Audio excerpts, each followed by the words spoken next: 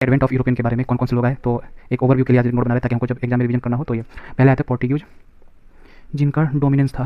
ये कब से कब तक रही? 1498 से 1600 तक ये यहाँ पे रहे। अब इनके बारे में देख लेते हैं क्या क्या है, नोट्स बना लेते हैं। ठीक है, तो जो पोर्टुगीज थे वो फर्स्ट यूरोपियन थे जिन्होंने इस्टेब्लिश किया था। क्या इस्टेब्लिश किया था? ट्रेड को इस्टेब्लिश किया था। ट्रेड रिलेशन किसके साथ? तो इंडिया के साथ पहले ये ऐसे लोग थे जिन्होंने फर्स्ट ट्रेड रिलेशन शुरू किया था। जब वास्को दी गामा जो है वो पहुंचा, कहाँ पहुंचा? कालीकट पे आखिर कब पहुंचा था कालीकट पे? तो 1498 में ये पहुंचा हुआ था। ठीक है, फिर इन्होंने क्या क्या कंट्रोल किया था, कौन कौन से पोर्ट? इन्होंने पोर्ट जो कंट्रोल किया था, गोवा, कोचीन, दीव। इन 3 जगह पे इनकी क्या थी? मोनोपोली थी। ठीक है, और किस चीज़ की मोनोपोली थी? स्पाइस ट्रेड कर रहे थे, तो इस चीज़ की इनके यहाँ मोनोपोली थी, स्पाइस ट्रेड की। और तो इनका डिक्लाइन कैसे शुरू हुआ? डिक्लाइन जो इनका शुरू हुआ था वो हुआ था जब डच प्लस इंग्लिश यानी जो अपने अंग्रेज आए हुए थे, ब्रिटिश वाले, उनके साथ अगर कंपटीशन शुरू हुआ तो इनका डिक्लाइन होना शुरू हो गया। ठीक है, नेक्स्ट कौन सी कंपनी आई थी? इसको थोड़ा ऐसे कर लेते हैं ताकि हाईलाइट भी रहे। हाँ, नेक्स्ट कौन सी कंपनी आई थी? तो नेक्स्ट जो कंपनी आई थी वो थी डच ईस्ट इंडिया कंपनी। ये कब से कब तक रही? ये 1602 से लेकर 1795 1795 तक ये रही, डच ईस्ट इंडिया कंपनी। इनको मतलब ज़्यादा नहीं है लेकिन तब भी है इनके बारे में, तो वो हम देख लेते हैं क्या क्या है। ये प्राइमरली किस पे फोकस कर रहे थे? फोकस कर रहे थे ईस्ट इंडीज़ पे। जो ईस्ट इंडीज़ है वहाँ पे ये लोग फोकस कर रहे थे। आज के दिन मॉडर्न डे में क्या है ये ईस्ट इंडीज़?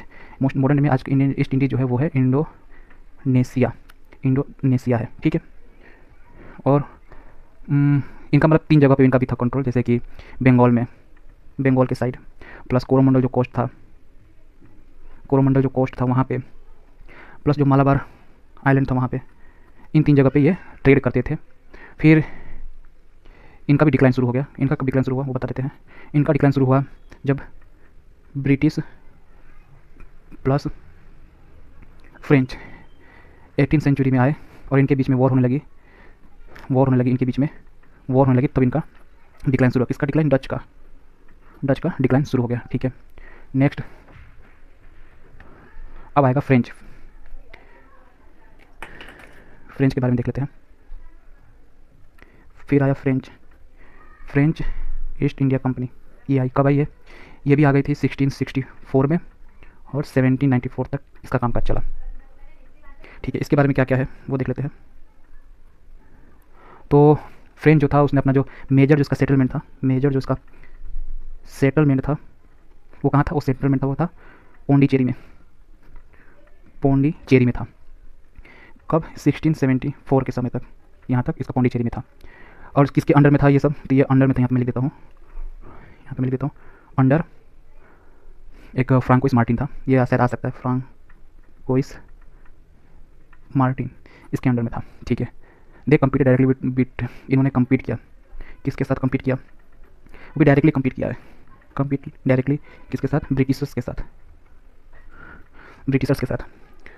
साथ। जी हाँ, तो इसी में जो कम्पीट कर रहे थे, तो ये एक वॉर थी। उस वॉर का नाम था कार्नेटिक वॉर था, जो 1746 से 1763 तक चला। लेकिन बाद में क्या हो गया? डिफीट हो गए।